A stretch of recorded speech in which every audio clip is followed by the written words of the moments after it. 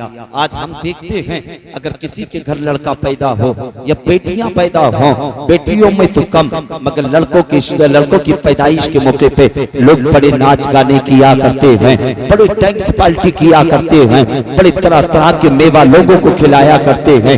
यार कभी इतना भी तो कर लिया कर, जिस मुस्तफा की मोहब्बत मोहम्मद, जिस मुस्तफा की उम्मत में अल्लाह ने तुझे पैदा किया है, कम से कम उस मुस्तफा की महफिल को तो सजा लिया कर। यार अल्लाह तुझे बेटा दे तो मुस्तफा की महफिल को सजा, बेटी तुझे दे तो मुस्तफा की महफिल को सजा, बेटे की शादी करे तो मुस्तफा की महफिल को बना। अगर तेरे घर के अंदर कोई गम हो जाए तो मुस्तफा की महफिल को सजा। यार तेरे घर में कोई मरे तब मुस्तफा की महफिल को सजा। अगर जब जब तू मुस्तफा की महफिल को सजाएगा, इधर मुस्तफा की महफिल को तेरा काम है सजाना, करम करना मदीने वाले का काम है, और उस तेरी महफिल में बरकत करना ये परवरदिगार का काम। वाह वाह वाह, नारे तकबीर, नारे तकबीर, नारे रिसालत, हजरत अल्लामा मोहम्मद नूरी मियां साहब किबला, नारे तकबीर, नारे रिसालत, बेशक सुभान अल्लाह सुभान अल्लाह। यार मुस्तफा की महफिल सजाया करो। आज तुमने देखा कि आज इस हिंदुस्तान को कितने हिस्सों में बांट दिया गया, वजह और बिना क्या है? अल्लाह के महबूब की सुन्नत को हमने चेहरों से मुड़ा दिया। मेरा जुमला याद रखना, मैं दिल से वो बात कहता हूँ, मेरी बात तो आपको कड़वी लगेगी, मगर याद रखना, मर्द के चेहरे की जीनत दाढ़ी के बाल हैं, औरत के चेहरे की जीनत सर के बाल हैं। जब जब पहले का जमाना वो था, आओ मैं तुम्हें बताऊं, जब इस्लाम की शहजादी घर से कदम निकालती थी तो उसका हाल ये था कि उसके पैरों के अंदर मोजे हुआ करते थे, जिसमें से इतना भारी लिबास हुआ करता था, जो लिबास वो अपने अंदर पहना करती थी वो लिबास कभी नजर नहीं आया करता। अपने चेहरे पे नकाब ढक के इस्लाम की शहजादियां घर से बाहर निकला करती थी, और जब शहजादे निकलते थे, यार उन्हें भी बताओ, पहले मुस्तफा के गुलाम देखो कैसे गुलाम थे, मुस्तफा के दीवाने देखो कैसे दीवाने थे। जब जानते हो, जब उनके चेहरे पे दाढ़ी आया करती थी तो वो मुस्तफा की सुन्नत समझ के चेहरे पे सजा लिया करते थे।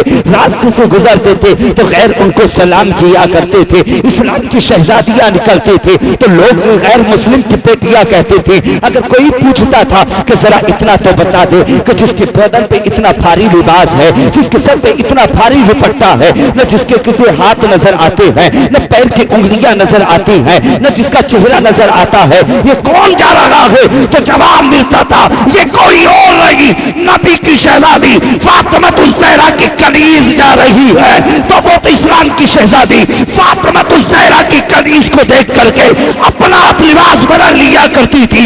आज हम देखते हैं यही इस्लाम की शहजादियां आज जब घर से निकलती हैं, इनके सर से इनके सर से दुपट्टे हटे होते हैं, बदन पे इतना भारी का लिबास होता है कि इनके बदन का हिस्सा एक एक अलग दिखाई देता है।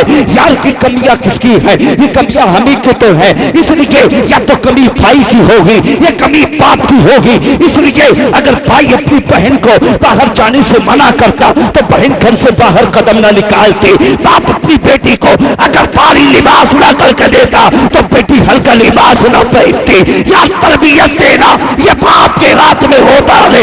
अगर आप भी चाहते हो कि तुम्हारी जिंदगी अच्छी गुजरे, कोई तुम पे उंगली ना उठाए, कोई तुम्हें बुरा ना करे, तो याद रखना बेटी को घर के अंदर कलीदे फातिमा बना करके रखना। और बेटी को हुसैन आजम की जिंदगी दे करके पालना। जब तेरी भी जिंदगी बेटे की जिंदगी ऐसी हो जाएगी तो समझ लेना तेरी दुनिया भी अच्छी हो जाएगी, तेरी आखिरत। बहुत अच्छा, बहुत अच्छा। नारे तकबीर, नारे तकबीर, नारे रिसालत, बहुत अच्छा भैया, बहुत अच्छा। इसलिए मैं कहता हूँ यार वो लोग बदनसीब होते हैं जो मुस्तफा की महफिल से दूर होते हैं, और वो लोग बड़े खुशनसीब होते हैं जो मुस्तफा की महफिल में बैठ करके अल्लाह और उसके रब महबूब का जिक्र सुना करते। कौन नाज़िम भाई आप जा रहे हैं? कौन जा रहा है? किधर है? वो मेरी बात सुने आके, एक बात याद रखना, जब बेटा घर से कदम निकाले तो सबसे पहले माँ के करीब जाए। जुमला याद रखना, माँ के करीब जाए और जाकर के माँ से कहे माँ बचपन से लेकर अब तक जो तेरे बेटे से खता हुई है, बोला अम्मी मेरी उस खता को माफ कर दे। मौत का कोई भरोसा नहीं, किस कदम पे मौत आ जाए। हम देखते हैं यार, कुछ बेटे दुनिया से ऐसे चले गए, घर से कदम निकाला है यार दोस्तों के करीब, कदम निकला, फिर उधर से खबर आ रही है दोस्त कांधे पे लेकर के उसके बेटे को, अपने दोस्त को लेकर के उसके घर पे आ रहे हैं और आकर दरवाजे पे आवाज देते हैं तेरे बेटे का इंतकाल हो गया, तेरे बेटे का इंतकाल हो गया। यार बात मैं बताऊं, मौत का कोई भरोसा नहीं, किस कदम पे मौत आ जाए, कहां मौत आ जाए। मैं उनसे कहूंगा पहले वो माँ के करीब जाएं और जाने के बाद फिर माँ से कहे माँ बचपन से लेकर अब तक जो हमसे खता हुई है, माँ हमारी खता को माफ कर देना।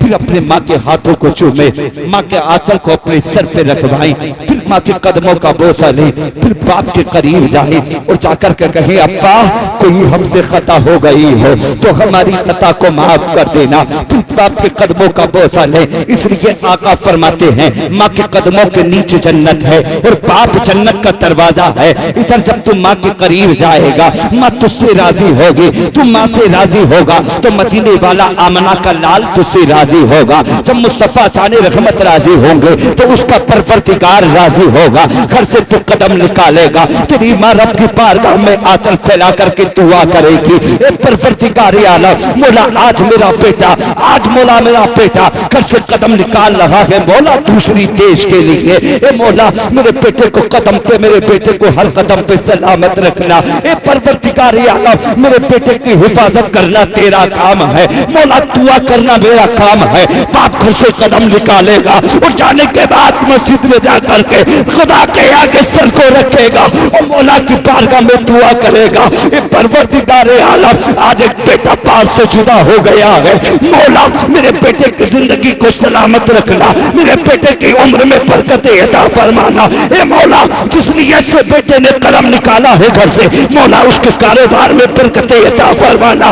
बाप नमाजें पढ़ के दुआ करेगा, माँ घर के अंदर मुसल्ला बिछा के रब की बारगाह में दुआ करेगी। तो याद रखना प्यारे, जब तक अगर माँ बाप आपको नहीं उठाते उससे पहले मौला माँ की दुआ को कबूल कर लेता है। इसलिए अगर चाहता है कारोबार में तू बरकते, चाहता है उम्र में बरकते, चाहता है रिस्क में बरकते, चाहता है कारोबार में बरकते, चाहता है कदम कदम पे बेसलामत रहो, चाहता है मौला मुझे हर मुसीबत से दूर रखे, तो इसलिए माँ को राजी करके जाना।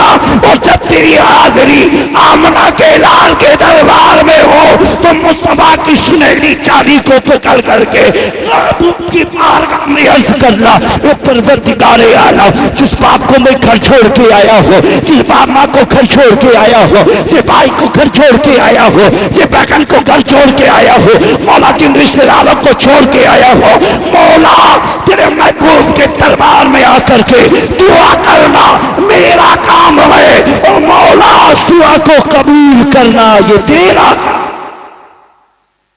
नारे तकबीर, नारे तकबीर, नारे रिसालत, फैजान वालिदैन, नारे तकबीर।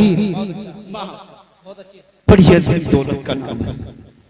जब एक बार माँ घर से चली जाती है यार तो घर सूना हो जाता है, बाप चला जाता है, बेटे के बाजू टूट जाते हैं। मगर एक बात याद रखना, दुआ करना बेटे के लिए। और एक बात माँ से भी कहूंगा और बाप से भी कहूंगा यार, जब अपने बेटे को रवाना करो तो सिर्फ रब की बारगाह में फरियाद करना, मौला मौला बेटे से जो खता हुई है हमने माफ की है।